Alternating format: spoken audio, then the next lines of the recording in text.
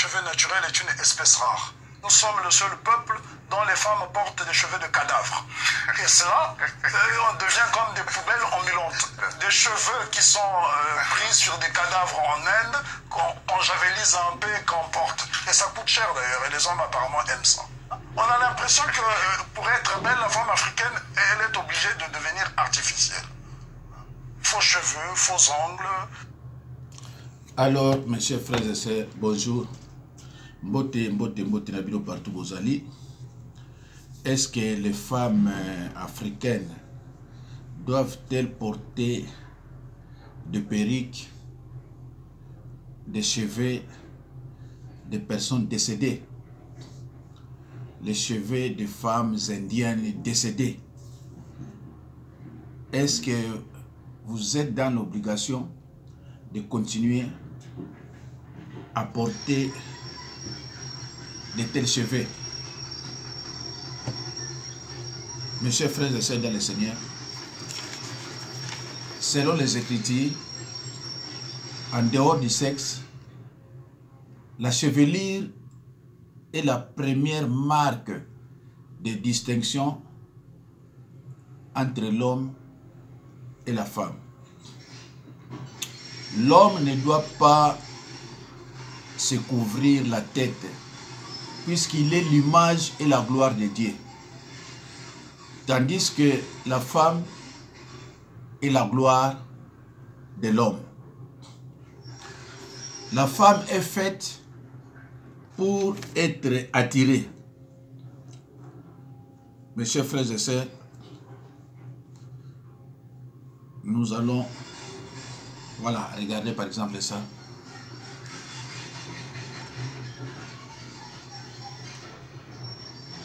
Les femmes d'aujourd'hui refusent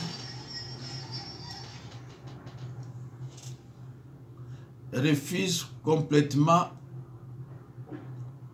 Ils ne veulent pas continuer avec leurs cheveux naturels. Toujours les cheveux de cadavres sur leur tête. C'est regrettable, mes chers frères et sœurs dans le Seigneur. Mais c'est comme ça. Alors, si vous portez des cheveux, vous continuez à porter des cheveux de personnes décédées, des Indiennes déjà décédées, et vous continuez à porter ces cheveux, vous finirez en enfer, dans des lieux de tourment. Voilà. Écoutez ceci. Ne pleure plus, ma fille. Si je te coupe les cheveux, c'est pour les vendre à l'autre bout du monde. Tu sais, là-bas en Afrique, les femmes qui y vivent détestent leurs cheveux. C'est la raison pour laquelle je te coupe les cheveux pour les leur vendre. Tu sais, si je ne le fais pas, comment allons-nous faire pour vivre? Les pauvres, il faut voir comment elles se battent pour ça. Or, elles sont même ridicules. Elles ne savent pas que les cheveux créent une certaine connexion entre elles et le cosmos. Je me demande bien comment un peuple peut être aussi malade. Le comble, ma fille, c'est que quand tu iras là-bas, tu verras des hommes se battre pour acheter ça à leurs femmes. J'ai tout vu sur cette terre, j'ai fait le tour du monde. Mais je n'ai jamais vu un peuple qui se renie jusqu'à renier ses propres cheveux. Je n'ai jamais vu ça. Les cheveux sont d'une particularité là-bas, tu sais. Même les premières dames de ce pays-là se disputent pour avoir tes cheveux. Ils ont renié leur culture, ils ont renié leur tradition. Ils refusent de parler leur propre langue. Ils refusent d'accepter la couleur de leur peau. Ils refusent de chercher à comprendre leur spiritualité. Ils sont là, tranquillement assis. Ils attendent tout. Ils attendent qu'un messie vienne les sauver. Ils attendent qu'on leur envoie du riz alors que le blé est cultivable chez eux. Ils attendent qu'on leur envoie des vêtements alors que le coton pousse sur leur terre. Ils se servent du droit des autres peuples pour gérer leurs litiges alors qu'ils ont leur propre théorie du droit. Ils véhiculent la pensée des autres peuples dans leur système éducatif, alors que chaque peuple... Alors, mes chers frères et sœurs dans le Seigneur, ne prenez pas ces messages à la légère. La femme africaine aux cheveux naturels est une espèce rare. Nous sommes le seul peuple dont les femmes portent des cheveux de cadavres. Et cela, on devient comme des poubelles ambulantes. Des cheveux qui sont pris sur des cadavres en Inde, qu'on javelise un peu et qu'on porte. Et ça coûte cher d'ailleurs, et les hommes apparemment aiment ça. a l'impression que pour être belle, la femme africaine, elle est obligée de devenir artificielle. Faux cheveux, faux ongles. Bandeko Nabanzi Boyoki. Une femme africaine, pour se faire belle, ils ont toute tendance de porter les cheveux naturels, les cheveux artificiels. Elles refusent catégoriquement leurs cheveux naturels. Même les enfants nés ici en Europe, elle a ses cheveux, mais elle préfère des cheveux artificiels, des cheveux de cadavres indiens, ce que nos femmes africaines portent. Bandeko, c'est difficile, c'est très difficile. Il y a quoi enseigner moi si le loba, puis moi si à comprendre à le loba en pratique. Ce n'est pas facile. Ba cadavre ya bendien nezo kufa, bazo kata basuki wana, bazo ko bongisango, ba tindi yango en Afrique. Pas en Afrique, na monde pas iba africain bali, pas batu mwindu bazali. Bazu yango atina mutu. Suki wana parfois ils en avaient esprit mabe. Moi c'est abima qui a consommé biloko wana, ayeko kotisa besprit mabe na kati ya ndako. Beauté ya mwasi eza pona suki. Beauté ya mwasi eloko liboso ezaka elongi na suki. Bazako sekabino na bamindele. Omuna mundele te azwi suki ya yo mutu mwindo achira mutu. Mais yo mutu mwindo ozo sala tu ozo suki ya mundele ochira mutu na yo. Tango kotala boye batala mais mutu akonso kazali mutu mwindo. Mais suki oya yo naturel o nzambe apesi yo ekomi ennemi na yo pona nini. Ezra mama ebele awa akosokola mutu te, akotika mutu salite, azu perika che na bilamba kitoko akei. Moko bauti koboya ye awa na mubala mundele. Mubala mundele bakoma tango abandiko simba ina banzoto ekoche kwei. Et tango ekoche kwei atala mutu a mutu ezolu basolo. Atala mutu ya mwasi ezolu basolo. Baso batika suki na bango mutu na bango na désordre. Olia kata suki yango pe bieti avacha ekoti non azocha ekoti kaka nde wana salite ya suki ezana ba désordre tout ça atia na mutu na yale akei mibale belé basa ko lela mais ndeni basi yango lelo soko longo ka ekoti pa eza su yete oyo monaki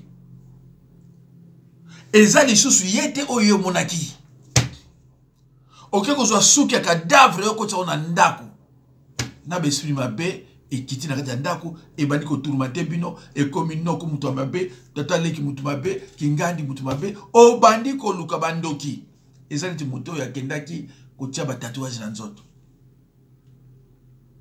dekuna ngai toko teya remarquer na ebite ba passer mususu wa remarquer ngo talaka couple ya mwasi na umbali soko une église. Bango mbale baza déterminé ya koyeba liloba. Omuna mutu ozala mina liloba mbangu mbali. Mbangu omuna pa yake non mbali wa changer. Soko za déterminé bomuna ngo changement bala moko. Mais moi si boko musu bomuna yazo swana. Moi siko musu omuna yazo swana. Bandeko nini tozo lobate. Nini tozo sala te. Nini tozo te ya te. Omona mutu atie suki na ye normal. Omona mwasi ye pa na yo nekoti. Tango anongolaka ekoti ka pa obandi komona ye oyo yo mona kiza yete. Alors ba comportement na bo pesa na bana oyo babotami awa ana suki na ye bien mona 35 ans ana suki na kitoko. Mais ndenge amoni mama na ye asalaka Yeba ke osomba basuki oyo ayebili yango mutu na makolote ayebite basuki wone uta na mutu ya nani na Inde pas magie eza makasi pas sorcellerie eza makasi. C'est ce que vous mettez sur vos têtes. Mais moi je vous dis clairement, ceux qui ont des cheveux de cadavres, vous finirez en enfer, dans des lieux de tourment, là où il y a que graissement des dents. Mais, ok, la moussala na suki wana, et le mot va me dire, c'est pas... Ah, mais c'est pas ses cheveux, oh là là. Ba me dire, et vous serez sonné. Mais tala mukolo ba okanga suki ni ya yomoko, et ça soin. Au moins, va me dire, c'est pas yo. Au moins, va me dire, c'est pas yo. Mes chers frères et sœurs, s'il vous plaît, ne prenez pas ces messages à la légère, sinon vous regretterez. Dans les assos au tambola, si on m'a dit azana suki ya ko defate. On m'a dit kitoko hein. Donc ndengo on m'a dit beauté na ye, ndengo bon na beauté na ka mi konyo so yango wana. Kende na fête ya mariage, mutana suki naturel azate. Na fête ya mariage ko mutana suki naturel azate. O mona bango so ni basuki neti bandoki. Tala bango na batanami, musu suki sala nini, musu ba perruque elongi ku musuki ndenge nini. Yaka sikoyo longola bango ba perruque wana lobi. Oh. Isa yo. Mais pourquoi vous attendez yote ya suki na yo normal, bongisa yango pakola musu mafuta so pour la bilo nini wana banda ko tambola. Ngana kama mibali oba ndima basi ande mwana zo yela kini ayo nyosora ndako na basuki moko oyo lokoti yango su wapi. Na besprit obeso kontra na ndako. C'est triste hein. Ndeko yo tozo landa ngai. Soki moi sina yo basuki silaye boluka la solution. La femme africaine aux cheveux naturels est une espèce rare. Nous sommes le seul peuple dont les femmes portent des cheveux de cadavres. Et cela, on devient comme des poubelles ambulantes. Des cheveux qui sont pris sur des cadavres en Inde, qu'on javelise un peu et qu'on porte. Et ça coûte cher d'ailleurs, et les hommes apparemment aiment ça. On a l'impression que pour être belle, la femme africaine, elle est obligée de devenir artificielle. Faux cheveux, faux ongles.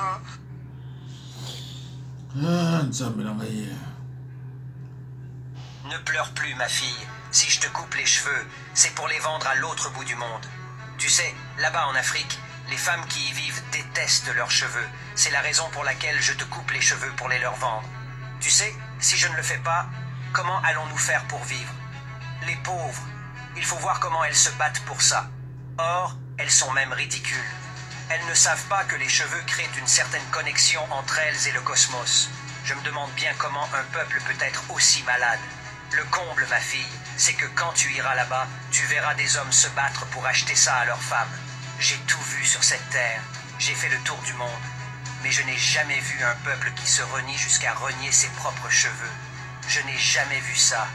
Les cheveux sont d'une particularité là-bas, tu sais. Même les premières dames de ce pays-là se disputent pour avoir tes cheveux. Ils ont renié leur culture, ils ont renié leur tradition. Ils refusent de parler. Même les premières dames, même la première dame na bino africaine. Moi c'est président. Okomona ina suki. Auti ko defa suki. Bambongo e belaza nango akobongisa suki na ya moto. Po mona beauté na naturelle. Mais atiki azuko no suki oya cadavre. Oya femme indienne. Mais pourquoi vous détestez vos propres cheveux? Vous les détestez pourquoi? Ceux qui ont déjà ma péché, Olivier, pourquoi?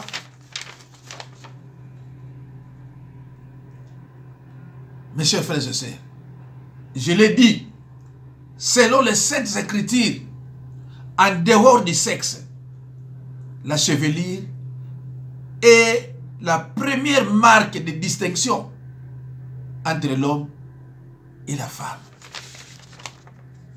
L'homme ne doit pas se couvrir la tête, puisqu'il est l'image et la gloire de Dieu. Tandis que la femme est la gloire de Dieu. L'homme est l'image et la gloire de Dieu. C'est pour cela qu'il ne peut pas se couvrir la tête. Mais la femme est la gloire de l'homme. La femme est faite pour attirer. Moi, si je suis là pour ben bali. C'est pas pour rien que oui. La femme est faite pour attirer. Mais yo siko yo kozwa suki oyo bandoki ya ba demo china mutuna yo banda o banda ko tula ba benga yote ba bala ka yo pété. OK ko chaba suki na mutuna yo oyo ezana ba miselekete oyo ezana ba nkusu spirituel et mon invisible mon nakate o chaba na mutuna yo OK ba ko lo bandenge koki rien. Donc pour te faire belle, il faut nécessairement des cheveux de cadavres indiens. Pour yoba mono kitoko, il faut nécessairement souki na yo. Et c'est la cadavre indienne. Ah, mais c'est grave quand même, c'est grave. Bisoto zoti ka kote yate. Nyo so koloba. O mona wasi boko. Ana souki na ye original. O mona zo tala yo le bi. Ah. Mais ça va. Ndengo moni e wana. Même dans la socolité, au monde qui te connaît. Mais, au cas où, ça fait. Bayene basuki na bakona bandoki bakuti na tina katanda kuna yo. Bademo misusu ekiti na katanda kuna yo. Après bon bakeyi. Tala monso mona logo tali oh. Mais pourquoi je suis suki yo? Au monde ta monso mona niti ah mais ça même kitoko. Mais ta wate suki ya baby. Abana mona na suki te loni. Mundele zo na sima amoni suki albi on ndeko na mundele tama oleka boso tala oh obimi nani ndeko nanga obimi nani yo obimi nani o mona pasteur azobina na mwasi na ye tala otala suki ya mwasi na ye alati perike pasteur nazana ngwa après oyo nazo sala pona na pasteur moko n'a rappelé à l'ordre. Ce qu'on a dit prêcher parole, il faut faire Daka. Mais qu'on y a qu'à détruire les bananzambété. Yom tozo landanga soko yoki message oyo sili. Partagez encore. Moi nanzambe zana na bitidi ya osanga ba partage et même ba bénédiction. Oluki 5-20 personnes tini bango vandi. Bénédiction moi nanzambe luka na ba moyen nyonso. Au moins mtona pas changer. Boyo moi si mekana ko sala boye zo tala na suki non naturel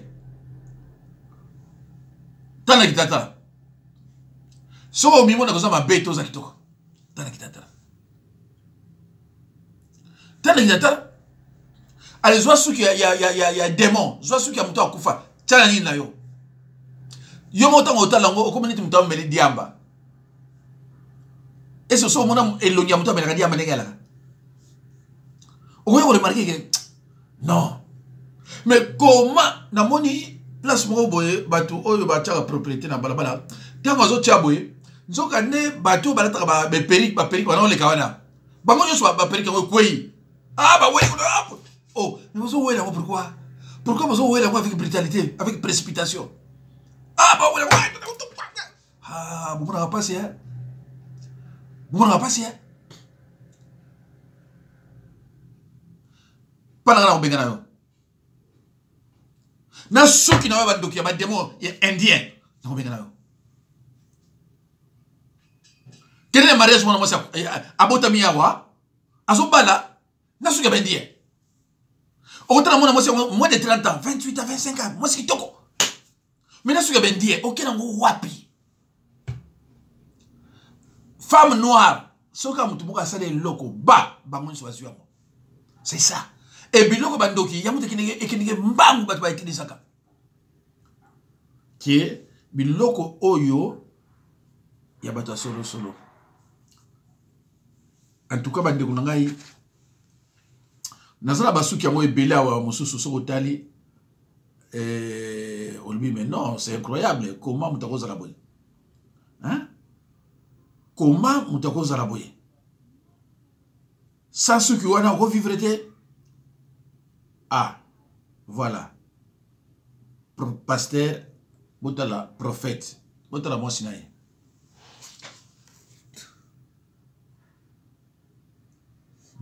Anniversaire, hein?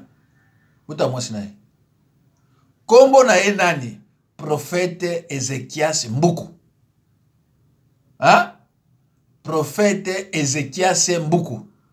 Na kati église, et pas ya koyoka liloba na prière, azoya osala anniversaire l'église.